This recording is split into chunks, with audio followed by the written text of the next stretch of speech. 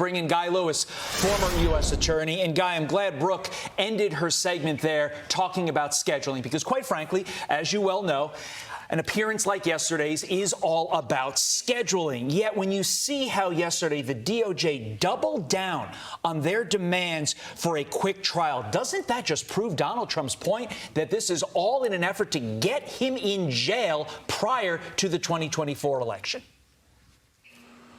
Great point, Todd. I got to tell you, the U.S. government has had, 3 years to put together this case, to file their charges. And boy, oh boy, do I agree that there's no such thing as coincidences here. But in any event, the government gets up and they say yesterday, Judge, we want a speedy trial. We want 70 days out. Let's go. And of course, Trump's lawyers rightfully stand up and say, Judge, look, we're going to get mounds and mounds. There's no telling. Thousands, tens of thousands of pages of documents, all kind of information. And this man deserves a fair trial. We need time to look at it and go through it.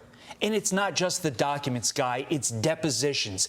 And you don't need to be a lawyer to realize anytime you've tried to organize a dinner with 8 of your friends, everybody's schedules are all over the place. It's impossible. You're telling me that they're going to coordinate all these depositions as quickly as they want to. These depositions go to the state of mind, which is at the heart of this case. There is no way they're going to do this. And the fact that they're putting this, the DOJ, I should say, out there in the ether shows what their ultimate purpose is. Ashley. Yeah, and I mean, it really makes you wonder, is this about the law or is this about politics? Because the way it's looking in the past 6 months, it has a lot of Americans questioning what it's actually about, Guy. But, you know, this headline from NBC, it really bothered me from yesterday. It says, as Trump went to court, Biden went for a bike ride. The split screen on Thursday, it actually showed the two men who might face off again in 2024 in obviously very different situations. So here you have Biden riding his bicycle, people cheering for whatever reason they were doing that. But really, he wouldn't even respond to questions for, I mean, this is possibly and probably more than likely his opponents for 2024, okay? And you see that he is not accessible to the public. You rarely see the White House ever comment or say anything. We can't get anything out of them or Joe Biden. But here you have somebody like Donald Trump, who is very easily accessible. He stood up there and he spoke. He's taking hits left and right from these people. So how do you think this plays into the 2024 election when it comes to the voters?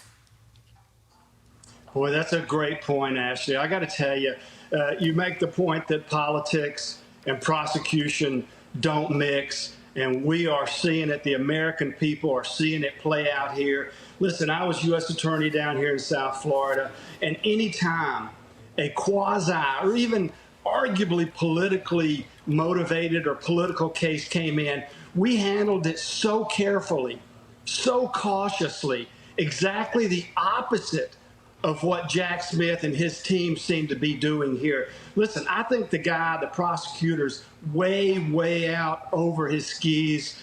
You can draw your own conclusion when you can say that, hey, never, ever before in U.S. history has something like this happened. And that gives me great concern. And there's reason why. Guy, let's go to the actual scandal. The House Oversight Committee releasing transcript from Devin Archer's interview. One particular line in particular, Hunter would not say, okay, we're going to use my dad for this, but I think given the brand, I think he would look to get the leverage from it. When asked what kind of leverage, Archer said defensive leverage. Let's be clear, Guy. When it's called leverage, whether it's called access, Archer testified that these foreign actors used Hunter to get to Joe in order to try and alter U.S. foreign policy to benefit those foreign actors. And it all came at a price. Right, Guy?